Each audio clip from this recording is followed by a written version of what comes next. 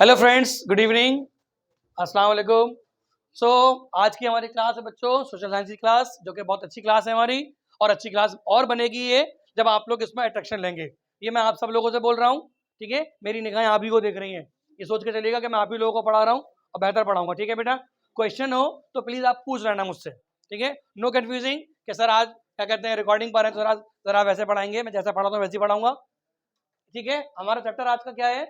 Social science में geography का chapter है, क्लास 10th से है, रिसोर्स एंड डेवलपमेंट, ठीक है। जैसे कि आप लोग बोर्ड में पढ़ के आ चुके हैं पहले कि रिसोर्स और डेवलपमेंट क्या होता है, ये आप लोगों के लिए फायदा है कि इसको मैं फिर से रिवाइज करा रहा हूँ और रिकॉर्डिंग में आप इस चीज को बआसानी रिपीट कर करके देखते रहिएगा कि चीज में क्या है, ठीक है बेटा।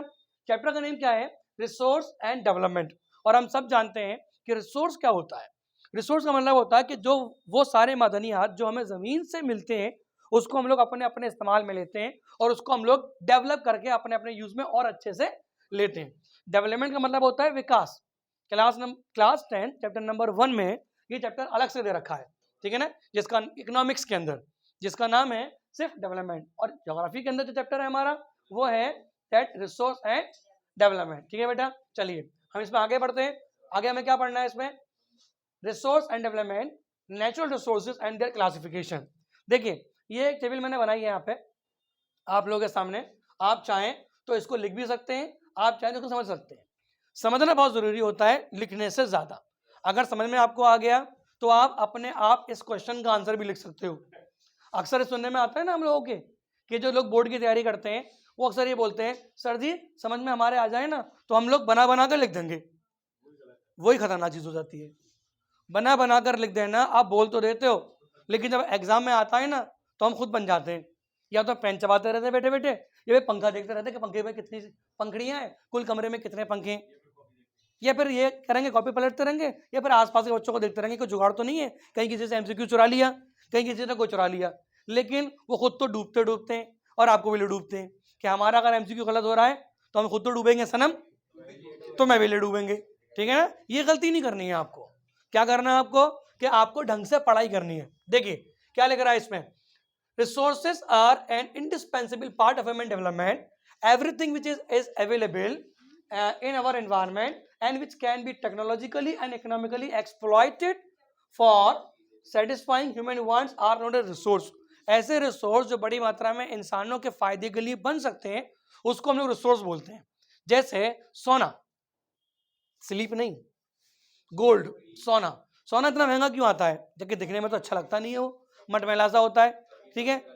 लेकिन वो बहुत महंगा निकलता है, बहुत मुश्किल से निकलता है और बड़ा कीमती क्यों होता है? क्योंकि उसको निकालने में लोगों की जिंदगी तक चली जाती हैं, बड़ी मात्रा में लोग उससे बड़े परेशान हो जाते हैं। तो सोना महंगा यूं है कि ये बहुत मुश्किल से निकल कर हम तक पहुंचा है, इसलिए लोग सोने को पहन कर ये दिखाते हैं कि हमारे पास पैसे का अंबार है, हम बड़े पैसे वाले हैं और हमने सोना बहुत ज्यादा पहन रखा है, ठीक है। सोना दिवाली पर लगभग लगभग 82,000 रुपीज पहुंच गया था।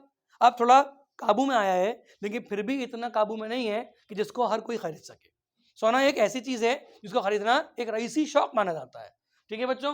तो हम लोग रिसोर्स क्या करते हैं कि वो चीजें हैं जिससे हम लोग बड़ी मात्रा में अपने आप को सेटिस्फाइड कर पाए, अपने आप को डेवलप कर पाए, उन चीजों को बोलेंगे हम लोग रिसोर्स, और उसी से बना हमारा डेवलपमेंट। अब देखिए इसमें दिख रहा है दैट क्लासिफिकेशन ऑफ रिसोर्स।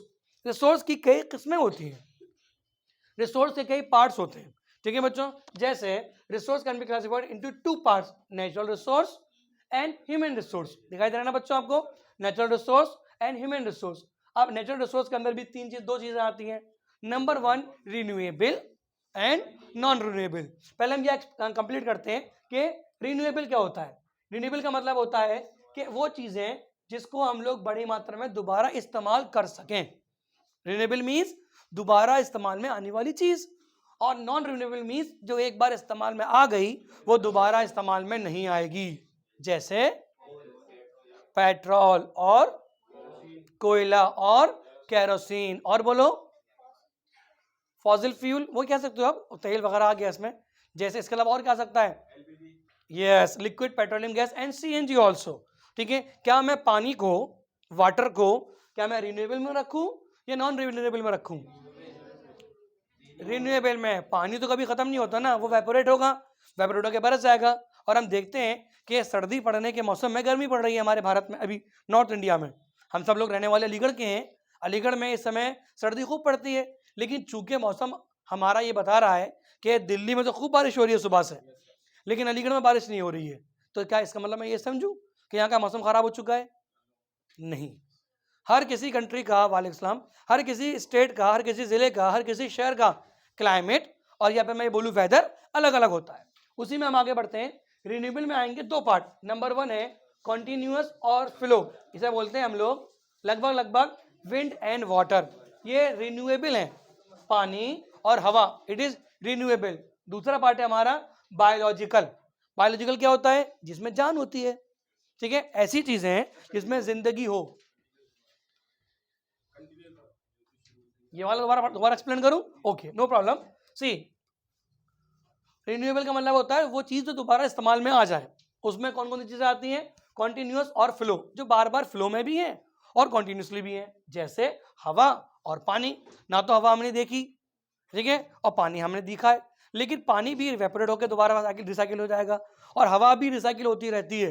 मैं एग्जाम्पल दूं आपको, आप लोगों ने नाम सुना होगा आगरा का रामबाग का। आगरा में एक जगह है रामबाग, आगरा तो सभी ने सुना है। आगरा भी मुगलों की राजधानी रही, बाद में मुगलों ने राजधानी दिल्ली को बनाया, अंग्रेजों ने कलकत्ता को बनाया, बाद में अंग्रेज राजधानी दिल्ली में ले आए, ठीक है। जब मैं आपको हिस्ट्री पढ़ाऊंगा ना, तो हिस्ट्री में मैं आपको ये डीपली पढ़ाऊंगा 11th के एंट्रेंस में कि किस तरीके से इतिहास को समझना चाहिए और इतिहास कितना खूबसूरत है। क्योंकि एक्चुअली क्या होता है ना बच्चों, हम लोग जब पढ़ते हैं ना हिस्ट्री, तो हिस्ट्री में हम लोग दो चीजें पढ़ते हैं। अगर मैं इसको इस तरह लिखूं, हाई स्टोरी, तो मतलब क्या है कि हमें हिस्ट्री को हिस्ट्री में पढ़ना है, स्टोरी पढ़नी है, ऐसी स्टोरी जो हमें हाई कर रही है। हिस्ट्री कोई खतरनाक चीज नहीं है, हिस्ट्री बड़ी मजे की चीज है। समझने आने वाली बात है क्या, अगर आपको पढ़ाने वाला अच्छा मिल जाए, मैं अपनी बात नहीं कर रहा हूँ, वैसे मैं अच्छा पढ़ाता हूँ, लेकिन मैं अपनी बात नहीं कर रहा हूँ, मुझ जैसे आपको अच्छे पढ़ाने वाले मिल जाएंगे, ठीक है ना। लेकिन एक एग्जाम्पल दे रहा हूँ, अगर पढ़ाने वाला आपको अच्छा मिल गया है तो मुमकिन है कि आपको समझ में हर चीज आएगी। तो सुनिए जरा गौर से। दिल्ली में, आगरा में एक जगह है रामबाग, पहले उसका नाम था आराम बाग, ठीक है, अब उसका नाम रामबाग हो गया है, पहले उसका नाम आराम बाग था। आराम बाग के अंदर खासियत ये थी कि इसको बनाया था सिकंदर लोधी ने, बल्कि मैं ये बोलूं कि इसको, हाँ, सिकंदर लोधी ने बनाया था। अब सिकंदर लोधी ने बनाया इसलिए था क्योंकि आगरा का इलाका राजस्थान से दूर नहीं है, वहाँ 40-50 किलोमीटर के इलाके पर राजस्थान शुरू हो जाता है, ठीक है। ये बात कर रहा हूँ आज की, लेकिन आज से करीब कई 100 साल पहले राजस्थान और बड़ा था, अब थोड़ा सिमट गया है। तो जब आगरा में गर्मी पड़ा करती थी तो गर्मी ज़्यादातर राजस्थान से होकर आती थी, जिसके ब्याह पर आगरा के राजाओं के साथ ये परेशानी होती थी कि उन्हें बड़ी बेचैनी रहती थी गर्मी से। अब वह अपने आप को ठंडक महसूस कराने के लिए क्या करते थे कि यमुना नदी के किनारे अपने महलात बनाया करते थे, महल वगैरह, लेकिन वो ज्योमेट्रिकली ऐसे बनाया करते थे जिससे कि उन्हें गर्मी में भी ठंडक का एहसास हो। क्या होता था, जैसे जो आराम बाग है उसकी मीनारें इस तरह बनाई गई थी कि जून के महीने में, जो बड़ा गर्मी वाला महीना होता है, ठीक है, मई के महीने में जो बड़ा गर्मी वाला महीना होता है, जब गर्म गर्म हवाएं चलती थी, तो गर्म हवाएं जब चलती हैं, हवाएं चाहे गर्म हो ठंडी हो, वो रगड़ खा के चलती हैं, मीन्स इस फ्लो में, इस फ्लो में, ठीक है बच्चों। जब वो चलती थी तो यमुना नदी के पानी से ठंडक अपने अंदर समाकर वो महल के अंदर आ जाया करती थी। और महल इस तरह जोग्राफिकली ज्योमेट्रिकली बनाए जाते थे, लाल पत्थर के या संगमरमर के, कि जैसे ही नदी का ठंडा पानी हवा में नमी के साथ आता था तो पत्थर से टकराकर वो और ठंडा हो जाया करता था। तो ये मैंने पढ़ा है किताब में हिस्ट्री की कि आराम बाग के अंदर मई जून के महीने में इतनी ठंडक रहा करती थी कि जब बादशाह सलामत आराम बाग में आराम करने आते थे तो मई जून के महीने में, गर्मी के महीने में, उन्हें ठंडक से फुरफुरी बन जाया करती थी। फुरफुरी क्या है? जैसे सर्दी में हम लोग कभी कभी ठंड लगती है ना, रोंगटे खड़े हो जाते हैं हमारे, इस प्रकार से बड़ी मात्रा उन्हें ठंडक लगती थी। और आज भी आगरा के अंदर या दिल्ली के अंदर अगर आप जाएं, ऐसे बहुत सारे हिस्टोरिकल मोन्यूमेंट हैं जो गर्मी में ठंडे और सर्दी में गर्म रहते थे। कैसे? खोखले होते थे अंदर से, दीवारें खोखली रखते थे वो लोग, डबल पत्थर की दीवार। गर्मी का मौसम है तो उसमें उन्होंने ऐसा ठंडा पानी डाल दिया जो कमरे एसी की तरह गर्म हो गए, दीवारें गर्म हो गई या ठंडी हो गई, ठीक है। सर्दी के मौसम में क्या करते थे वो लोग? सर्दी के मौसम में ऊपर से खोलते हुए गर्म पानी डाल दिया दीवारों के अंदर, जिससे दीवारें गर्म हो गई, मीन्स के बाहर ठंडक पड़ रही है और अंदर वाले कमरे काफ़ी गर्म हैं, तो इसे बोलते थे नेचुरली एयर कंडीशन। गर्मी के मौसम में ठंडा और सर्दी के मौसम में गर्म। तो ये क्या चीज़ हो रही है? ये हो रहा है किसके जरिए? विंड के जरिए और वाटर के जरिए, that it is called the renewable. और अगर आज भी आप देखें ताजमहल के अंदर अगर आप जाएं या किसी भी हिस्टोरिकल मॉन्यूमेंट में जाएं, उस जमाने के ना तो बादशाह बचे ना उस जमाने के लोग बचे, लेकिन मौसम तो वैसा का वैसे ही है। आगरा में आप ताजमहल के पास जाएं, जब ताजमहल पे आप जाएंगे ना, बाहर चाहे कितनी भी गर्मी क्यों ना हो रही हो, लेकिन जैसे ही आप ताजमहल के अंदर जाएंगे जहाँ पर मज़ार है, जो कब्रें हैं, जो ग्रेव हैं, उसमें जालियाँ बनी हुई हैं, उन जालियों से आज भी ठंडी ठंडी हवा आती है। आप बाहर जाएंगे ताजमहल के तो हवा महसूस नहीं हो रही, ताजमहल के अंदर आ गए तो जालियों से हवा आ रही है। ये क्या फिनोमिना है? It is called the geometry. Means on that time period that the infrastructure use the wind and water system, वो इस्तेमाल करते रहे उसको इस प्रकार से कि हमें इनको इस तरह बनाना है अपनी बिल्डिंग को कि हवा और पानी का आवागमन बना रहे। ठीक है ना? अब ये उस जमाने की बात है जब भारत में सीमेंट की शुरुआत नहीं हुई थी। सीमेंट की शुरुआत कब हुई है?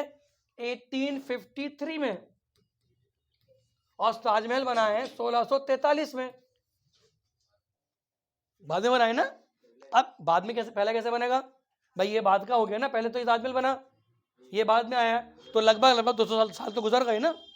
200 साल के बाद सीमेंट की इजाद हुई है, तो सीमेंट तो अब आया है, लेकिन सीमेंट के आने से पहले भी हिंदुस्तान में बहुत सारी इमारतें बनी हैं और आज तक खड़ी हुई हैं, और एक बूंद पानी नहीं टपकता उनमें से। हम लोग सीमेंट के मकान बना लेते हैं, जरा सा लेंटर लीक कर गया तो पानी टपकना शुरू हो गया, या फिर कहीं से नाली खुल गई तो सारा पानी घर में आ गया। लेकिन आज भी हम देखें हिस्टोरिकल मॉन्यूमेंट के अंदर, चाहे यमुना जी लाल किले की दीवार तक क्यों ना पहुंच जाए, लेकिन मजा लें कि लाल किले की दरारों से अंदर घुसाए, क्योंकि उस जमाने के इंजीनियर इस तरह मकान बनाया करते थे कि उन्हें पानी और हवा का सही इस्तेमाल करना आता था। तो ये चीज क्या है हमारी? It is called the resources, और इसी रिसोर्सेस को हम लोग अपने डेवलपमेंट में इस्तेमाल करते हैं। ठीक है बच्चों, अगला पॉइंट सुनिए। अगला है बायोलॉजिकल। बायोलॉजिकल मीन जिसमें जान होती है। जैसे आप सब लोग बायोलॉजिकली अच्छे हो, मैं भी बायोलॉजिकल हूँ, मेरी बॉडी में भी सेल हैं, आपकी बॉडी के अंदर भी सेल हैं, जानवरों में भी सेल होते हैं, पौधों में भी सेल होते हैं। बस फर्क ये है कि पौधों में सेल वॉल होती है, हमारे में सेल वॉल नहीं होती, सेल मेम्ब्रेन जिसे बोलते हैं, है ना। चलिए आगे बढ़ते हैं। नेक्स्ट अगला है बायोलॉजिकल। इसके भी दो पार्ट होते हैं, natural vegetation and wild life.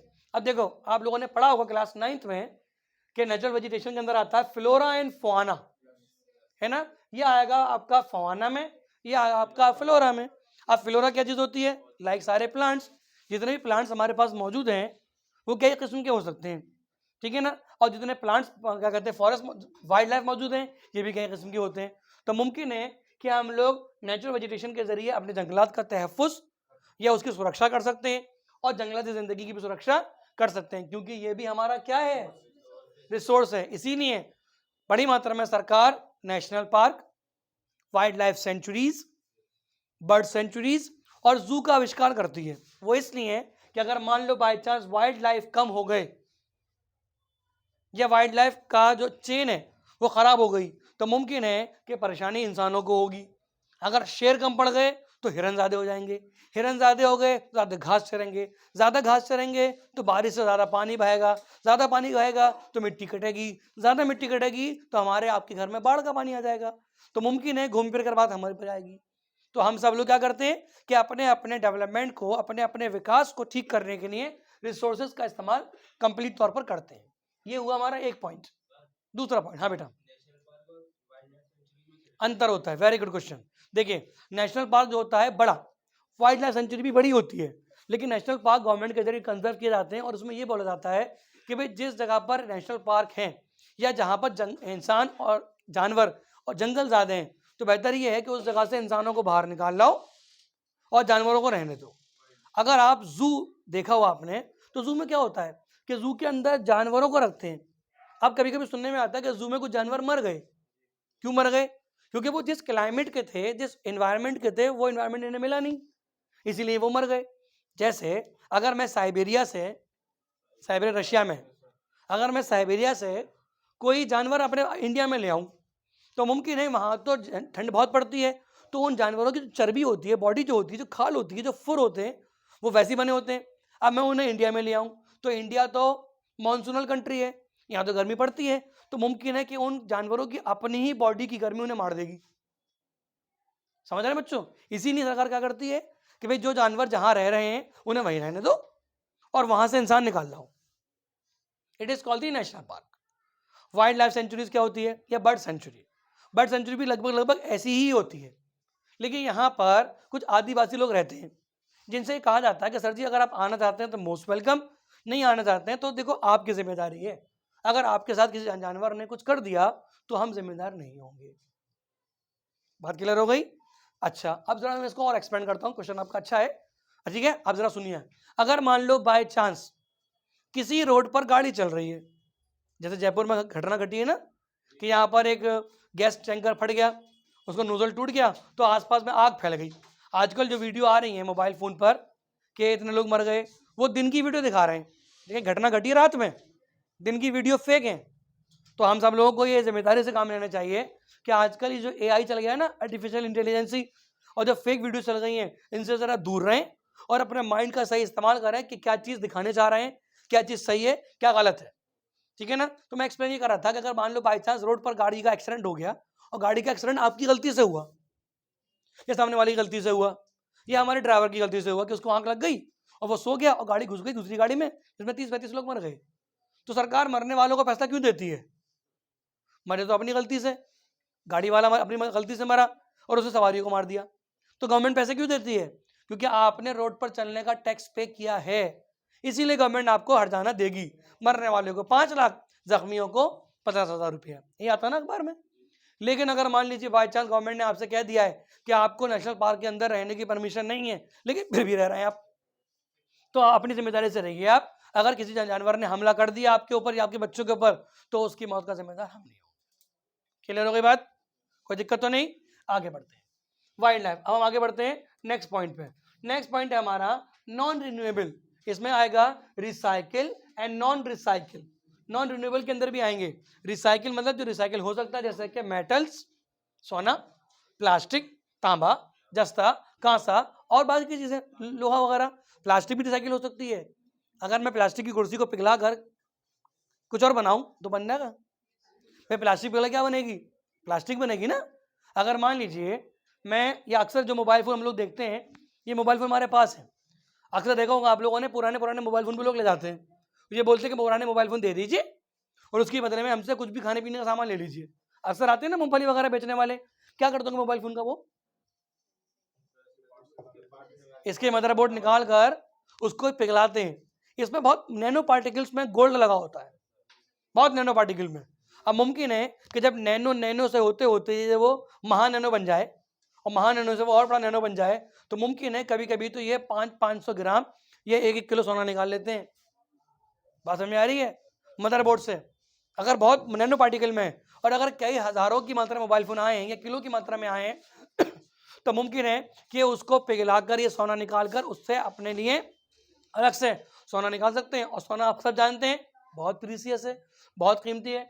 आगे सुनिए, ठीक है। अगला है नॉन रिसाइकिल। इसका मतलब होता है फॉसिल फ्यूल, जैसे कि जमीन के अंदर से निकलने वाला तेल। और हम सब लोगों ने पढ़ा है क्लास 7th में, 6th में और 8th में और 9th में कि फॉसिल फ्यूल क्या होता है।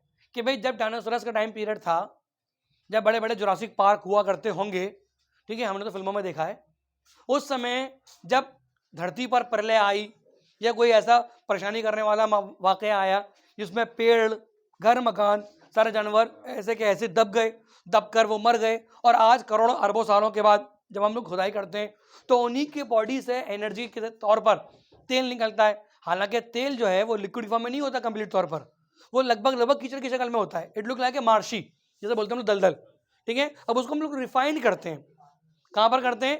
रिफाइनरीज में। वहाँ पर हम लोग अपने लिए पेट्रोल, डीजल, केरोसिन, चारकोल वगैरह निकालते हैं। तो इसको हम लोग बोलते हैं नॉन रिन्यूएबल, जैसे फॉसिल फ्यूल, कि एक बार अगर मैंने इस्तेमाल कर लिया तो दोबारा इस्तेमाल में नहीं आएगा। मोमबत्ती देखी आप लोगों ने? हाँ, कैंडल डिनर करा होगा बड़े आराम से, है ना। मोमबत्ती लेके गए, आराम से लगा दिए केक के ऊपर, है ना, और फूंक ऐसी मारी कि पूरा केक ही उड़ गया, है ना। पर कभी भी किसी कैंडल में अगर आप जाएं केक वगैरह खाने में तो बराए मेहरबानी किसी का मुंह उसमें केक में मत घुसेड़ देना, क्योंकि केक को बड़ा करने के लिए अक्सर केक मेकर्स स्टिक लगा देते हैं। अगर वो आंख में घुस गई या मोमबत्ती आंख में घुस गई तो आंख की रोशनी चली जाएगी। इसीलिए खाना खराब ना करें, केक बड़े प्यार से आराम से क्रीम के साथ, ठीक है ना, और बड़े आराम से खाते खाते खाएं, थोबड़े में ना लगाएं, ठीक है, वरना लोग थोबड़े में लगाने वाला केक अलग लेकर आते हैं। ऐसे खाएं चम्मच से, तमीज से, ठीक है। और केक जो है बर्थडे पे ना खाएं, केक को मजे लेने के तौर पर, मतलब पेट भरने की चीजें आप उसको खा सकते हैं, ठीक है बच्चों। आगे बढ़ते हैं। नेक्स्ट अगला है हमारा ह्यूमन। देखो दो चीजें इसमें, नेचुरल में आएगा हमारा रिसोर्स में, नेचुरल भी आएगा और ह्यूमन भी आएगा। ह्यूमन में दो चीजें आती हैं, नंबर 1 है इंफ्रास्ट्रक्चर और दूसरा है क्वालिटी। पहला कौन सा है? Structures and institutions and quantity and quality. सुनो बच्चों क्या लिख रहा है इसमें, कि पहला है स्ट्रक्चर एंड इंस्टीट्यूशन और दूसरा है क्वालिटी एंड क्वांटिटी। इंसानों के लिए भी जरूरी है रिसोर्स, और इंसान उस रिसोर्स को इस्तेमाल करता है किसके लिए? For the structure and institution. जिस जगह आप बैठे हैं, ये कोचिंग है, मैं यहाँ का टीचर हूँ, ठीक है, मैं यहाँ पढ़ा रहा हूँ, नमस्ते बेटा, ठीक है। हम लोग क्या करते हैं कि अगर हमारी बिल्डिंग अच्छी नहीं है तो मुमकिन है कि इंस्टीट्यूशन भी अच्छा नहीं होगा। अलीगढ़ मुस्लिम यूनिवर्सिटी का सपना हम सब देखे हुए हैं, हम सब चाहते हैं कि हमारा सिलेक्शन AMU में हो, ये हमारा सपना है, मेरा भी था। मैंने भी AMU के लिए बहुत तैयारी की, लेकिन चूंकि मैं बहुत ज़्यादा गरीब था, पैसे नहीं थे मेरे पास पढ़ने के लिए, तो मेरा सिलेक्शन यूनिवर्सिटी में एक बार में नहीं हुआ। लेकिन मेरी ये ख्वाहिश थी कि मैं एक न एक दिन AMU में पढ़ूंगा ज़रूर। तो यही सपना आपका भी होगा। आप में से कुछ बच्चे इंटरनल हैं, लेकिन AMU हर किसी के लिए टेस्ट कंडक्ट कराती है। टेस्ट दोगे तो आपका सिलेक्शन होगा, नहीं दोगे सीधी सीधी बात है आपका सिलेक्शन नहीं होगा, ठीक है बच्चों। बट बराए मेहरबानी अपने मन से ये निकाल दीजिएगा कि हम सेल्फ फाइनेंस में आ सकते हैं या इंटरनल हैं। मैं तो ये चाहता हूं, बल्कि आप सब लोग भी ये चाहते होंगे, नहीं चाहते होंगे तो चाहिए कि हमारा सिलेक्शन ईमानदारी से हमारे बलबूते पर हो और हम पूरी मेहनत करके जाएं ताकि हमारा सिलेक्शन अच्छे से हो, ठीक है बच्चों। सीधी सीधी बात है, पेपर आपका, क्वालिफिकेशन आपकी, मेहनत कराने वाले हम।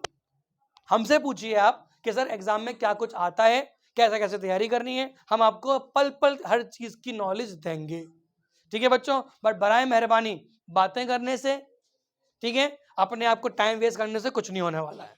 सुन लीजिए, आगे बढ़ते हैं हम लोग। नेक्स्ट पॉइंट है हमारा स्ट्रक्चर्स एंड इंस्टीट्यूशन, ठीक है ना। अगर बिल्डिंग अच्छी होगी, स्ट्रक्चर अच्छा होगा, इंस्टीट्यूशन अच्छा होगा, तो वहां पढ़ाई भी अच्छी होगी। दूसरा पॉइंट क्या है? Quantity and quality. देखो क्वांटिटी तो हर जगह मिल जाएगी, क्वालिटी हर जगह नहीं मिलेगी। क्या मैं सही बोल रहा हूं? ठीक है, अगर आप किसी दुकान पर जाएं तो वहां पर क्वांटिटी तो मिल जाएगी, बहुत भीड़ लगी हुई है, शायद क्वांटिटी ना मिले, सॉरी क्वालिटी ना मिले, क्वांटिटी मिल जाए। लेकिन अगर आपको क्वालिटी चाहिए तो उसके लिए आपको क्वालिटी वाली बातें करनी पड़ेंगी। AMU के अंदर हजारों बच्चे जाते हैं सिलेक्शन के लिए, सबको थोड़ी होता है, होगा तो उसी का ही, इसके पास क्वालिटी है। और रेवोल्यूशन एकेडमी आपको वो क्वालिटी प्रोवाइड करवाती है। समझ रहे हैं बच्चों? यहाँ पर सिलेक्शन हमें नहीं लेना है, सिलेक्शन आपको लेना है। तो करना क्या पड़ेगा कि आपको अपनी क्वालिटी पर ध्यान देना है, क्वांटिटी तो खुद बन जाएगी। समझ रहे हैं बच्चों? अगर आपकी क्वालिटी अच्छी है तो मुमकिन है कि आप दुनिया में कहीं पर भी चल सकते हो, क्वांटिटी तो खुद ही बन जाएगी। तो first of all just work on your quality. अभी AMU के टाइम पीरियड शुरू हो चुका है, सर्दियां आ गई हैं, ठीक है, और मुमकिन आपके पास 3 से 4-5 महीने हैं। इन 4-5 महीनों में आप जुट जाइए, इतनी तैयारी कीजिए, इतनी तैयारी कीजिए कि सिलेक्शन आपका फर्स्ट नंबर पर हो।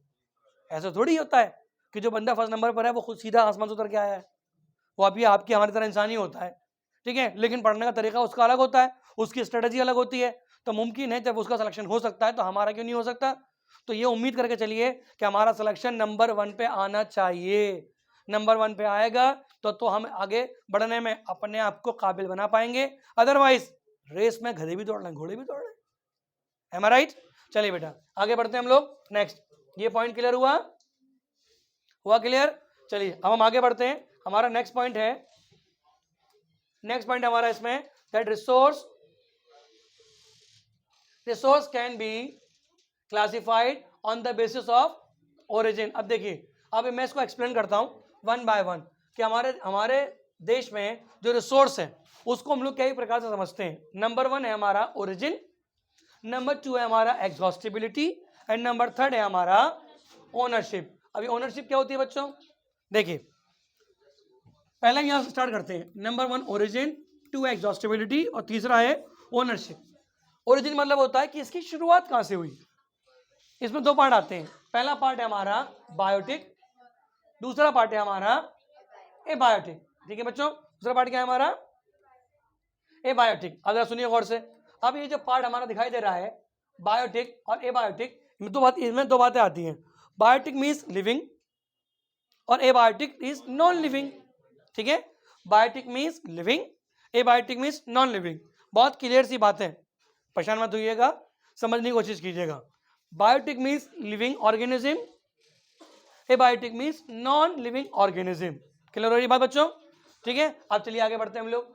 नेक्स्ट है इसमें biotic reserve, biotic resource. These resource are obtain from the nature and have life. Example है human, forest, fisheries and life stocks. क्या क्या आएगा इसमें बायोटिक में? इसमें आता है हमारा नंबर 1 है इंसान, जंगलाती जिंदगी, मछलियां और लाइफ स्टॉक जिसमें जिंदगी हो सकती है। आप सब लोगों में जिंदगी है नहीं है? दिल है आप सब लोगों के पास? नहीं है? नहीं है भाई, मेरा दिल तो मेरे पास है। अब आप ये देख लीजिए कि आपके पास दिल है, आपका नहीं है। अगर दिल आपके पास है तो दिल आपका ही, किसी और को तो नहीं है। कंफर्म बात है भाई, मेरे पास तो मेरा दिल है, ठीक है, काम भी कर रहा है। लेकिन हो सकता है कि शायद आपके पास आपका दिल ना हो, किसी को दिल लेके बैठे हो, है ना, और वो दिल बड़ा परेशान कर रहा हो, ना पढ़ने देता है, ना सोने देता है, ना कुछ काम करने देता है। तो समझदारी यही है कि अपने इस दिल को उठा के बोलो साइड से बैठ, अभी एएमयू मेरे दिल में बैठी हुई है और मुझे एएमयू की पढ़ाई करनी है। उसके बाद फिर मैं तुम्हें अपने दिल में ले लूंगा, अपने बॉडी में ले लूंगा, फिर जो करना है वो करेंगे, पर पहले एएमयू। ठीक है बेटा, चलिए आगे बढ़ते हैं। ये बायोटिक रिसोर्स क्या कहता है हमारा?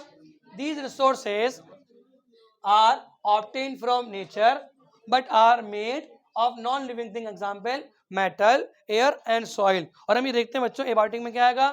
एबायोटिक में आएगा हमारा nature, nature from non living, जैसे कि मेटल, एयर एंड सॉइल। मिट्टी हो गई, हवा हो गई, मेटल्स हो गए, ये वो चीजें हैं बच्चों जो नॉन लिविंग है। आप लोगों ने केमिस्ट्री पढ़ रखी है? केमिस्ट्री में मेटल एंड नॉन मेटल होते हैं, और एक होते हैं मेटलॉइड। टेबल होती है ना केमिस्ट्री की, इधर होते हैं मेटल, बीच में होते हैं मेटलॉइड, और इधर होते हैं नॉन मेटल। सही पढ़ा रहा हूँ? ठीक है, that's why social science is called the science. और सोशल साइंस की टीचर को साइंस की नॉलेज होनी चाहिए।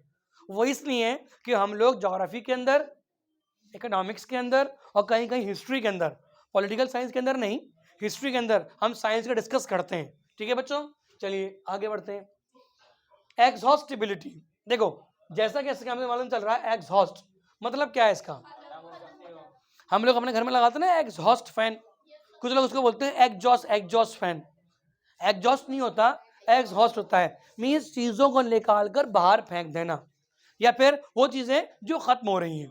तो सुनिए, इसमें रिन्यूएबल एंड नॉन रिन्यूएबल आते हैं। Renewable resources, these resource are available in plenty in nature and can be replenished. Example sunlight, wind and water. सूरज की रोशनी सदियों से है। अगर मैं ये कहूं तो गलत ना होगा कि जिस सूरज को हम लोग देख रहे हैं ना बच्चों, इस सूरज ने रसूल अल्लाह को देखा होगा, इस सूरज ने बाकी पैगंबरों को देखा होगा, इस सूरज ने आज से हमसे पहले जो एंशियंट पीरियड में चंद्रगुप्त मौर्य, समुद्रगुप्त मौर्य, चाणक्य, कौटिल्य, ठीक है, चोला चेरा पांड्य डायनेस्टी या विजयनगर एम्पायर सब देखी होगी। ठीक है, इसी सूरज ने हमारे देश के मुगलों को देखा होगा, इसी सूरज ने हमारे देश के जो हुएंगसांग जो डायनेस्टियाँ गुजरी हैं, मतलब हुएंगसांग तो एक ट्रेवलर था चाइनीज जिसने लिखा हमारे बारे में, उसको भी देखा होगा। और हमारे देश के बड़ी मात्रा में जो अफगानिस्तान का क्षेत्र है, पाकिस्तान का क्षेत्र है, जहाँ पर इंडस वैली सिविलाइजेशन है, इसको भी देखा होगा। तो मुमकिन है सूरज को हम भी देख रहे हैं, और ये सूरज करोड़ों सालों से था और न जाने कितने और करोड़ों सालों तक रहेगा।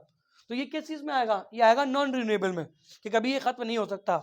और जो हवा हमारे देश में आज चलती है और जो पानी हमारे पास मौजूद है, ये भी करोड़ों सालों से हवाएं तो चलती रहती हैं, हवाएं रुख बदलती रहती हैं। आज सर्दी चल रही है, कल गर्मी आ जाएगी, फिर बरसात आ जाएगी, फिर सर्दी आ जाएगी, फिर गर्मी आ जाएगी, फिर बरसात। तो ये साइकिल चलती रहेगी। तो मुमकिन है कि ये कभी खत्म ना होने वाला फिनोमिना है। That's why this phenomena is called the renewable and non renewable resource. Renewable resource क्या बोलेंगे इसको हम लोग? रिन्यूएबल। वो चीजें हैं जिसको हम लोग दोबारा इस्तेमाल में ला सकते हैं। आगे बढ़ते हैं हम लोग। नॉन रिन्यूएबल रिसोर्स क्या होते हैं? नॉन रिन्यूएबल मीन्स कि these resource which are present in nature and are form after millions of years, जो करोड़ों सालों में बने, दे कैन बी एग्जॉस्टेड और depleted after a particular period of time. Example coal and petrol, ये चीजें जो बहुत टाइम पीरियड के बाद बनी, बहुत समय बाद बनी, जैसे कि कोयला और पेट्रोल। कोयला भी 3 प्रकार का होता है, कोयला भी 3 किस्म का होता है। एंथ्रासाइट, एंथ्रासाइट होता है ना, नंबर 1 पहला होता है एंथ्रासाइट, दूसरा होता है बिटुमिनस,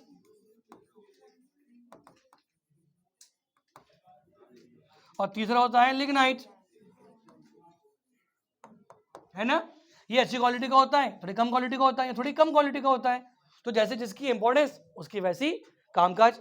नंबर 1 पर है तो ज्यादा अच्छा होगा, नंबर 2 पर है तो कम अच्छा होगा, और नंबर 3 पर है तो बेकार होगा। ऐसा नहीं कि एनर्जी नहीं होगी, इसमें एनर्जी होगी, लेकिन इतनी एनर्जी नहीं होगी जितनी एनर्जी एंथ्रासाइट में है। हो गई बात? ठीक है बेटा, क्लियर। चलिए आगे बढ़ते हैं हम लोग। They can be exhausted or depleted after a period, particular period time, for example coal and petrol। चलिए अब आगे बढ़ते हैं हम लोग। नेक्स्ट इसमें है हमारा ओनरशिप। दूसरा पॉइंट कौन सा हमारा? ओनरशिप का। सी, ओनरशिप क्या होता है भाई? ओनरशिप मीन्स हर जिसके कोई मालिक हो, ठीक है। जैसे मैं इस बोर्ड का मालिक हूं, है ना, और इस कोचिंग का मालिक हूं, ठीक है। असद भाई हैं, असद भाई और हम सब लोग मिलके चलाते हैं, और असद भाई इस कोचिंग के मालिक हैं, ठीक है। लेकिन इस कोचिंग को चलाने के लिए बाकी चीज़ों की जरूरत पड़ेगी, ठीक है। तो हम ये देखते हैं कि अगर आपको कोई चीज़ चलानी है तो उसमें कई चीज़ें होती हैं। नंबर 1 पहला आएगा इंडिविजुअल, ठीक है बच्चों। अगर आप कोचिंग चलानी है आपको तो उसके लिए आप इंडिविजुअली काम भी कर सकते हो, बट शर्त ये है कि उसके लिए आपको ज़्यादा एनर्जी की जरूरत पड़ेगी। दूसरा आता है कम्युनिटी, तीसरा आता है owned national and international resources.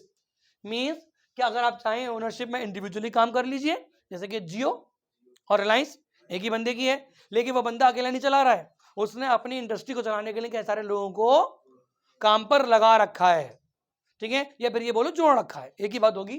दूसरा कम्युनिटी, उसी से बनेगी क्या चीज? कम्युनिटी। सुनिए, individual resources are owned privately by a person such as farmland and houses. Community resources are owned by a community and are accessible to the member of that community such as grazing land and burial ground. हमें देखते हैं कि वो चीजें जो community के अंदर आएंगी उनमें आता है हमारा accessible, grazing land and burial ground, शमशान घाट। कब्रिस्तान गए कभी आप लोग? क्या देखा वहाँ पे आप लोगों ने? कब्रिस्तान में कब्र दिखाई देंगे, ग्रेवयार्ड, ठीक है। क्या वो किसी खास बंदे की पर्सनल प्रॉपर्टी हो सकती है? वो तो ब्यूरियल ग्राउंड है ना, वो तो गवर्नमेंटल है। इसीलिए जब भी आप कब्रिस्तान में किसी को दफनाने जाते हैं तो वहां पर रसीद मिलती है। रसीद इन द सेंस कि भाई जिस जगह आपने दफनाया है किसी अपने खास प्रियजन को, उसको दफनाने के बाद आपको इस जगह की पर्ची मिलेगी कि ये बंदा यहाँ दफन है। अगर मैं दिल्ली गुड़गांव वगैरह की बात करूँ ना बच्चों, तो वहां पर जितने इलाके में आप, जितने जगह में आप दफनाओगे अपने किसी प्रियजन को, वो जगह आपको खरीदनी पड़ेगी। अगर 2 गज जमीन है तो लगभग 2200 से लेकर 3000 के आसपास आपको खरीदनी पड़ेगी। अब उस जगह पर कोई दूसरा बंदा कब्र नहीं बना सकता, हालांकि तरीका गलत है। एक कब्र में से 72 या 70 है ना, कितने लोग उठेंगे कब्र में से? 70 लोग उठेंगे। तो मुमकिन है कि एक कब्र अगर किसी की बनी है तो जितना जल्दी वो प्लेन हो जाए उतना उसके लिए सवाब का मुद्दा रहेगा। लेकिन अब लोग क्या करने लगे, आप कब्रों पर पक्का करने लगे, संगे मरमर से सजाने लगे, इससे कोई फायदा नहीं है। ऊपर आप कितना अच्छा कर लें, नीचे तो मिट्टी मिट्टी है, ठीक है बच्चों। तो ये चीजें गलत है। तो इस चीजों को बोलेंगे हम लोग ownership comes under the individual, comes under the community, comes under the own national and international resources. ठीक है बेटा, ये पॉइंट क्लियर हुए, समझ में आया आपको? चलिए आगे बढ़ते हैं हम लोग। नेक्स्ट पॉइंट है हमारा that water resources, forest mineral. International resource में आएंगे हम लोग। International resources are regulated by international laws and regulation. Example oceanic resources beyond 200 nautical miles of the exclusive economic zone. देखो बेटा, कभी कभी उसको बोलते हैं हम लोग EEZ, economic exclusively economic zone, कभी कभी बोलते हैं हम लोग इसको स्पेशल इकोनॉमिक जोन, SEZ। ठीक है, क्या लिख रहा है इसमें, अगर कोई मछुआरा हमारे देश में मछली पकड़ने के लिए गया समुद्र में, आप देखें जरा, ये हमारा मैप है,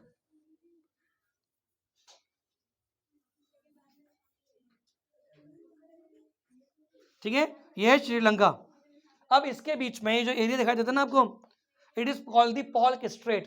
क्या बोलेंगे इसको हम लोग, पॉल्क स्ट्रेट, या फिर ऐसे बोलेंगे हम लोग राम सेतु बांध, ओके, सेतु पुल। हालांकि बीच में समुद्र आता है, यहाँ पर पॉल्क स्ट्रेट भी आता है, लेकिन अगर यहाँ के और यहाँ के मछुआरे अगर मछली पकड़ने के लिए चले आए, क्योंकि समुद्र में कोई रास्ता तो बना हुआ है नहीं ये लिखा हुआ है श्रीलंका 32 किलोमीटर दूर रह गया, ऐसा तो है नहीं, जैसे रोड पर लिखा होता है कि आपका यहाँ पर स्वागत है, आपकी यात्रा मंगल में हो, यहाँ तो लिखेगा नहीं मंगल में हो या बुध में हो, ठीक है ना। अब मछुआरे चूंकि बेचारे अनएजुकेटेड होते हैं, ज़्यादा पढ़े लिखे नहीं होते हैं, अब उनके लिए भी व्यवस्था है कि इनको समुद्र के अंदर जाने की परमिशन है, लेकिन सिर्फ और सिर्फ 200 नॉटिकल माइल। अगर ये इससे आगे पहुंच गए तो मुमकिन है कि दूसरे देश की बाउंड्री में चले गए। और हमारे देश में ऐसे कितने मछुआरे हैं जो मछली पकड़ने के लिए गए थे इंडियन ओशियन की तरफ, और गलती से वो श्रीलंका की बाउंड्री में पहुंच गए और वहां गिरफ्तार हो गए। और ऐसे कितने मछुआरे श्रीलंका के हैं जो मछली पकड़ने आए और अनजाने में ये पहचान नहीं पाए कि वो इंडिया की टेरिटरी में आ गए, तो हम लोगों ने पकड़ लिया। तो ऐसे कितने लोग हैं हमारे देश में, ये श्रीलंका के अंदर मछुआरे हैं जिनको ये पता ही नहीं है कि उनकी गलती क्या है। क्योंकि आपके रिसोर्सेज तो हैं, आप उन्हें इस्तेमाल कर सकते हो, लेकिन ये नॉलेज होनी चाहिए कि मुझे समुद्र में कितनी कितनी गहराई तक जाना चाहिए, कितनी कितनी दूर तक जाना चाहिए, और कितने इलाके तक मुझे लौटकर वापस आ जाना चाहिए। एग्जाम्पल दूं मैं आपको, क्लास 9th पढ़ाया था मैंने आप लोगों को, एक चैप्टर है लास्ट, उस चैप्टर का नेम है राइट्स इन द डेमोक्रेसी। उस चैप्टर में 3 कहानी पढ़ाई थी मैंने आपको। एक कहानी पढ़ाई थी मैंने गुआंतानामो बे जेल, दूसरी कहानी पढ़ाई थी आपको rights in the Saudi Arabia, और तीसरी कहानी थी rights explosive condition of Kosovo. Kosovo वाली कंडीशन क्या थी, कोसोवो एक देश है जहां पर सर्ब्स और अल्बानियंस थे। सर्ब्स लोग आबादी में ज्यादा थे, अल्बानियंस आबादी में कम थे। तो सर्ब्स ये बोला करते थे अल्बानियंस से, या तो तुम्हें मर जाना चाहिए या तुम्हें कंट्री छोड़कर चले जाना चाहिए। तो उनको प्रॉब्लम क्या थी कि सर्ब्स कोसोवो के अंदर रहना चाहते थे और अल्बानियंस को भगा देना चाहते थे। एक कहानी ये हुई, यहाँ पर अल्बानियंस के डेमोक्रेटिक राइट्स बेकार है, उन्हें कोई राइट्स मिले हुए नहीं है। सऊदी अरब के अंदर क्या था कि वहाँ पर महिलाओं को वोट डालने की परमिशन नहीं थी। एक ही काम था महिलाओं का कि वो घर में रहें और बच्चों की सुरक्षा और देखभाल करें। तीसरी कहानी क्या थी, गुआंतानामो बे जेल की, जिसमें अल अनस अल जमील अल बन्ना बच्चे का नाम था, जो 9 साल का था, नाम था उसका अनस अल जमील अल बन्ना। उस बच्चे ने 2005 में टोनी बिलियर को एक लेटर लिखा था, जो लेटर काफ़ी भावुक था। क्या लेटर था उसके अंदर, लेटर में ये था कि टोनी बिलियर साहब, आप हर साल अपनी फैमिली के साथ क्रिसमस डे बनाते हैं, और मेरे पापा के बिना हम लोगों ने पिछले 3 साल से ईद नहीं बनाई। मैंने सुना है कि मेरे पापा जी बड़े अच्छे इंसान हैं, लेकिन न जाने क्यों आपकी फौज ने 2001 के अमेरिका के हमले होने की वजह से मेरे पापा को आतंकवादी समझकर गिरफ्तार कर लिया और उन्हें गुआंतानामो बे जेल में डाल दिया। गुआंतानामो बे जेल अमेरिका में थी, यह खतरनाक जेल हुआ करती थी जहां पर इंसानों के साथ जानवरों से ज्यादा बदतर व्यवहार किया जाता था। इस जेल के बारे में एमनेस्टी इंटरनेशनल में इस जेल के बारे में एमनेस्टी इंटरनेशनल ने एक रिपोर्ट शाया की थी, जिसमें ह्यूमन राइट्स के बारे में बताया गया था कि इस जेल के अंदर इंसानों के साथ बहुत बुरा व्यवहार किया जा रहा है।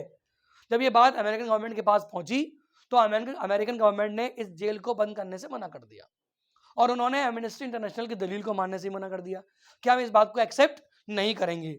लेकिन बराक ओबामा जब इलेक्शन में खड़े हुए तो उन्होंने अपने इलेक्शन के लिए ये मुद्दा बनाया कि अगर मैं अमेरिका का प्रेसिडेंट बन जाता हूं तो मैं गुआंतानामो बे जेल बंद कर दूंगा, और वो जीते और गुआंतानामो बे जेल बंद कर दी गई। ठीक है, इसका मतलब ये हुआ कि आहिस्ता आहिस्ता अब हर बंदे के अधिकारों के बारे में काम करना शुरू किया गया, चाहे वो एनजीओज के जरिए हो, चाहे वो गवर्नमेंट के जरिए हो। अगर हम बात करें अपने भारत की, तो हमारे भारत के अंदर अच्छी बात यह है कि यहाँ पर एक मजबूत संविधान है। हमारे देश में एक मजबूत संविधान है जो कि फ्लेक्सिबल भी है और रिजिड भी है, मीन्स ज़रूरत पड़ने पर अपने आप को लचक के हिसाब से अमेंडमेंट कर सकता है, और अगर लगे कि अमेंडमेंट बहुत ज़्यादा हो रही हैं तो वो अपने आप को मजबूत भी कर सकता है, ठीक है, अंडर आर्टिकल 368। जब मैं सिविक्स पढ़ाऊंगा आपको, पॉलिटिकल साइंस पढ़ाऊंगा, तो मैं आपको एक एक आर्टिकल एक्सप्लेन करूंगा, क्योंकि एएमयू के जो एग्ज़ाम अब तक देखा है मैंने, पिछले 5 साल के मैं एग्ज़ाम टैली कर रहा हूँ, तो पिछले PYQs देख रहा हूँ मैं, उन PYQs में क्लास 9 से और क्लास 10 से लगभग 67%, 66 से लेकर 60 से लेकर 70% तक सिलेबस में आता है। समझ रहे हैं बच्चों?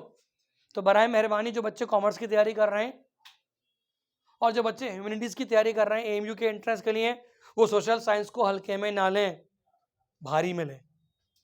समझ रहे हैं? भारी में इसलिए लें क्योंकि इस सब्जेक्ट से बहुत कुछ आएगा, और अगर आपने इस सब्जेक्ट को हल्के में ले लिया, भारी में नहीं लिया, तो मुमकिन है कि एग्जाम टाइम पीरियड पे आप पेन चबाओगे बैठ के, या फिर इन्विजिलेटर को आते जाते देखोगे आप, या फिर ये गिनते रहोगे कि पंखे में कितनी पंखड़ियां हैं। ठीक है ना? चलिए 3 बोल दिया आपने, तो मैं क्या समझूं इसको? तो मैं से क्या समझूं? क्या आप लोग एग्जाम टाइम पीरियड पर पंखड़ियां गिरोगे? चलिए आगे बढ़ते हैं। नेक्स्ट पॉइंट है हमारा स्टेटस ऑफ डेवलपमेंट। डेवलपमेंट मतलब विकास, उसका स्टेटस क्या है? आप सब लोग मोबाइल पर स्टेटस लगाते थे, अब उसका नाम चेंज हो गया है। स्टेटस की जगह पर क्या आ गया है? वो अपडेट आ गया है। अपडेट आ गया है ना? पहले स्टेटस हुआ करता था, लेकिन अब स्टेटस नहीं बचा, अब वो अपडेट हो गया है। What is the meaning of status? Status के मीनिंग क्या होते हैं? यस, स्टेटस का मतलब होता है कि आपकी औकात क्या है, और जिस बंदे का जैसा स्टेटस होता है उस बंदे का क्या क्या जो स्टेटस है वो वही होता है जो उसने अपने स्टेटस पे लगाया है। अब वो खाने का लगा रहा है तो मुमकिन है कि वैसा ही होगा, अगर उसने घूमने फिरने का लगाया है तो कभी ऐसे ही होगा, अगर उसने एजुकेशन का लगाया है तो वो वैसे ही होगा, कुछ नहीं लगाया है तो वैसे ही है। ठीक है बच्चों, चलिए आगे बढ़ते हैं। कुछ भी, अगर जिसने कुछ भी नहीं लगाया है, सीधी बात है वो बंदा छुपा रुस्तम है, वो नहीं चाहता कि मैं अपनी अपनी चीज़ों को शेयर करूं।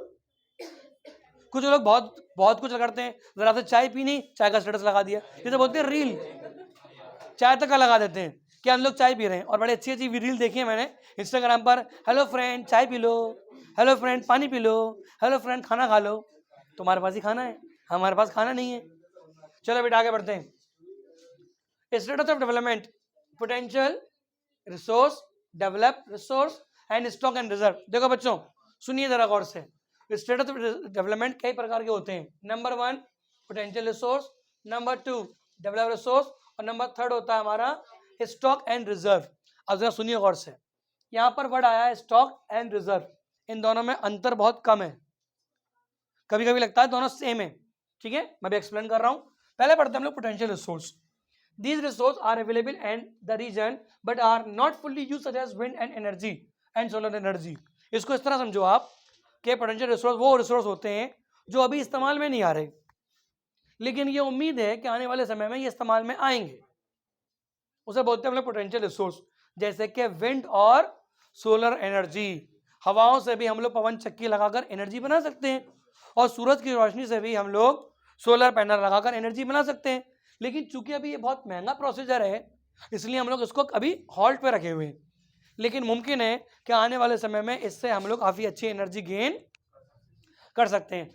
सो दिस एनर्जी या this resource comes under the potential resource. दूसरा है हमारा develop resource. These resource are surveyed and their quantity and quality are known as, example coal mine and oil wells. ये वो रिसोर्स हैं जिनको हमें डेवलप करना ज़रूरी है। ये वो रिसोर्स हैं जिनको हमने ढूंढ तो लिया है, लेकिन अभी उनसे मटेरियल निकालना क्या कहते हैं जरा मुश्किल है। जैसे कि कोल माइन, कोयला, मैंने एग्जांपल दिया आपको, कोयला 3 तरह का होता है, anthracite, bituminous and lignite. ABL, बहुत आसान है, सिंपल है, ABL। A for Apple, B for, हाँ बड़ा एप्पल बोल सकते हो, B फॉर बड़ा एप्पल, ठीक है, L फॉर लॉइन एप्पल। अच्छा, L फॉर लॉइन एप्पल, ये मैंने बड़े अच्छा सुना, लॉइन एप्पल। बेटा एप्पल को आपने लॉइन में घुसेड़ दिया। खैर, याद करने के लिए आपका तरीका अपना जो अच्छा लगे उस तरह याद कर लीजिए। ABL, anthracite, bituminous and lignite. ठीक है बच्चों, चलिए आगे बढ़ते हैं हम लोग। नेक्स्ट ये हो गया हमारा। अब आते हैं हम लोग स्टॉक। देखिए बच्चों जरा जरा सुनिए गौर से, स्टॉक क्या होता है। सी, स्टॉक का मतलब होता है किसी चीज को स्टॉक कर लेना। रिजर्व का मतलब होता है किसी चीज को बाद में रिजर्व करना। देखो अगर मैं आप लोगों से पूछूं कि मुझे बताओ स्टॉक क्या होता है और रिजर्व क्या होता है, रिजर्व क्या होता है? नहीं, देखिए नहीं, आप सब लोग ट्रेन से तो सफर किए होंगे, रिजर्वेशन का नाम सुना है आप लोगों ने, किसी डिब्बे में रिजर्वेशन कराया आपने, उस डिब्बे में लगभग लगभग 150 सीटें हैं, वो सीटें उसमें स्टॉक हैं, और जिस दिन आपको जाना है उस दिन आपकी सीट रिजर्व है। बात समझ में आई? अगर दुकान पर माल बेच रहे हैं तो जो माल आगे रखा हुआ है वो स्टॉक है, पहले ये बिकेगा, तब जो माल रखा हुआ अंदर रिजर्व में वो बाद में बेचेंगे हम। पहले आगे वाला माल जो स्टॉक में है और जो अंदर रखा हुआ वो माल रिजर्व में है, ठीक है ना। तो स्टॉक पहले आता है, रिजर्व बाद में आता है। क्लियर हो रही बात? आप सब लोगों के घर में किचन तो होगा, किचन में आटा दाल चीनी घी वगैरह होगा ना, और घर में एक स्टोर भी होगा, उस स्टोर में दाल वगैरह रखी होगी। दाल तो किचन में भी है, तो दाल ये तो नहीं है कि आपने तुरंत खा ली, भाई खाएंगे आप उसे बाद में, तो वो स्टॉक में है, यूज में आ रही है डे बाय डे। लेकिन जो रिजर्व में रखी हुई है वो तब यूज में आएगी जब हमारा स्टॉक खत्म हो जाएगा। क्लियर हो गई बात? कोई दिक्कत तो नहीं है? अगर अभी दिक्कत हो रही है आई विल एक्सप्लेन अगेन, ठीक है सुनिए। Now these resource can satisfy human need but human do not have the required technology to access and harness them.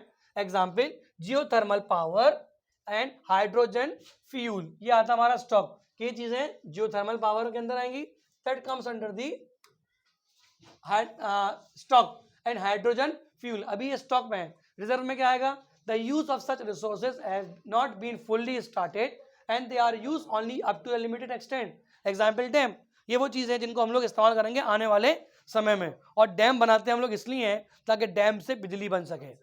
Dam बनता है नदी पे, अगर नदी का पानी कंटिन्यूसली बह रहा है तो मुमकिन है कि अगर उस जगह हम लोग काफ़ी ऊंचा डैम बना लें तो पानी कंजर्व हो जाएगा, और जब डैम को हम खोलेंगे एक आध विंडो से तो पानी की स्पीड तेज होगी, तो मुमकिन है कि नीचे अगर हम डायनेमा लगा दें या टरबाइन लगा दें तो मुमकिन है कि उस टरबाइन या डायनेमा से बिजली बन सकती है। That is called the hydro electricity. आप लोगों ने नाम सुना है न्यूक्लियर एनर्जी? अलीगढ़ में एक प्लांट लगा हुआ है कासिमपुर पावर हाउस, नाम सुना होगा, यहाँ पर थर्मल बिजली बनती है। लेकिन नरोरा का नाम सुना होगा, अलीगढ़ से 60 किलोमीटर की दूरी पर है, बुलंदशहर जिले के अंदर आता है नरोरा न्यूक्लियर पावर प्लांट। ये न्यूक्लियर पावर प्लांट है, भारत में कुल मिला के 5 न्यूक्लियर पावर प्लांट हैं, जिसमें से कायगा और नरोरा उनमें से एक है, ठीक है। ये बनते हैं न्यूक्लियर से एनर्जी, परमाणु से बनने वाली बिजली। अगर मान लो बाय चांस इसमें कुछ चुल हो गई या कुछ आनाकानी हो गई तो मुमकिन है दिल्ली तक स्वाहा, मुरादाबाद गाजियाबाद अलीगढ़ मेरठ मुजफ्फरनगर आगरा सब खत्म, विद इन 9 सेकेंड हम लोग भाग बंद कर जाएंगे, because it is a nuclear plant. और न्यूक्लियर का हमला पूरी दुनिया में एक ही बार हुआ था, जापान पर सेकेंड वर्ल्ड वॉर में in 1945 on 8 August and 9 August, Hiroshima and Nagasaki by fat man and child, एक फैटमैन और बिग बॉय के नाम से था। ये कहते हैं न्यूक्लियर बॉम्ब के नाम है, ठीक है बच्चों। चलिए आगे बढ़ते हैं हम लोग। नेक्स्ट है resource are often centre in a few hands, this has lead to a wide gap between the rich and the poor, indiscriminate use of resource has resulted in its depletion and global ecological crisis। हमें देखते हैं बच्चों कि इन resources का इस्तेमाल हम लोग ecological crisis में भी कर सकते हैं, और यही रिसोर्स अगर अच्छे तरीके से हमने इस्तेमाल में ले लिए तो मुमकिन है कि हम लोग अपने लिए अच्छा देश विकसित कर सकते हैं। नेक्स्ट राइडिंग पे आते हैं। नेक्स्ट राइडिंग है हमारी development of resources. Next riding है हमारी डेवलपमेंट ऑफ रिसोर्स, कि हम लोग रिसोर्सेज को किस प्रकार से अपने लिए तरक्की याफ्ता बनाए। Point number 1, resources are vital for human survival as well as the maintaining of the quality of life. It was believed that resources are free gift of nature। हम सब मानते हैं बच्चों के जो नेचर है ना, ये गिफ्ट है हमारे लिए रिसोर्स, हम इसको इस्तेमाल करें तो बहुत कुछ कर सकते हैं, नहीं करें तो पड़े रहेंगे ऐसे ही। हीरा जो है वो कोयले की मानंद होता है, अगर हमने पहचान लिया इट बिकम्स अ डायमंड। नहीं पहचाना तो मुमकिन है कि हम लोग इन चीज़ों को पढ़ लेने दीजिए। कोयले को डायमंड बनाना जानता है जौहरी, और जौहरी की ये नॉलेज होती है कि एक काले से कार्बन को चमकीला डायमंड कैसे बनाया जाए। अगर मान लीजिए किसी जौहरी को कोई कोयला मिला चमकता हुआ हल्का सा, तो वो उस पर पॉलिशिंग करके, उस पर मेहनत करके वो इस काले से कोयले को एक चमकीला इतना मजबूत हीरा बना सकता है जिसकी कीमत बहुत ज़्यादा होगी।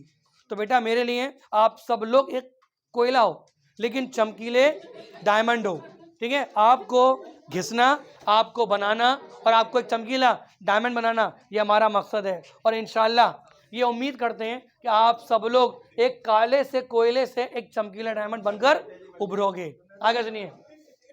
Next, depreciation, human equality of life, human being use them indiscriminately and this has lead the following major problem। अब सुनिए बच्चों, और इसको देखते हैं हम लोग following problem। Depletion of resource for satisfying the greed of few individual, accumulation of a resource in few hands, which in turn divided the society into two segments, example haves and have not, rich and poor। और हम देखते हैं बच्चों कि resources भी दो तरह के चले जाते हैं, कुछ के पास है कुछ के पास नहीं है, तो कुछ अमीर हैं तो कुछ लोग गरीब हैं, ठीक है बच्चों। Next, accumulation of resources in few hands, which in turn divide the society into the poor and rich. Indiscriminate exploitation of resources has led to global ecological crisis such as global warming, ozone layer depletion and next है environmental, next है हमारा environmental pollution and land degradation। अगर हम लोगों ने complete तौर पर resources को इस्तेमाल नहीं किया तो मुमकिन है कि उससे हमारे देश में ये नुकसान हो सकते हैं। ओजोन लेयर बढ़ सकती है, क्या ग्लोबल वार्मिंग बढ़ सकती है, एनवायरमेंटल में पॉल्यूशन हो सकता है और लैंड भी डिग्रेड हो सकती है, मतलब कि हमें परेशानी पड़ सकती है। तो अगर हम लोग अपने रिसोर्सेज को सही तरीके से कंप्लीट तौर पर इस्तेमाल करें तो मुमकिन है आने वाले वक्त में इसका इस्तेमाल अच्छे से होगा। ठीक है बच्चों, आज की क्लास में ऑफ कर रहा हूँ अपनी। कल हम लोग इंशाल्लाह अपनी नेक्स्ट क्लास में पढ़ेंगे रिसोर्स प्लानिंग इन इंडिया, इसके बाद लैंड रिसोर्सेज और चैप्टर हमारा लगभग कंप्लीट हो जाएगा। ठीक है बेटा, आप सब लोगों से उम्मीद करता हूं कि इंशाल्लाह जो मैंने पढ़ाया है वो समझ में आया होगा और आप सब लोग ये सोच के चलिए बच्चों कि इस बार AMU में सिलेक्शन हमें हर हाल में लेना है, चाहे हमें दिन रात एक करने पड़े, चाहे हमें कम खाना पड़े, चाहे कम सोना पड़े, लेकिन एवोल्यूशन एकेडमी की बात को मानना है और अपने सिलेक्शन को कंप्लीट करना है। ठीक है बेटा, मिलते हैं हम लोग नेक्स्ट क्लास में। Good bye.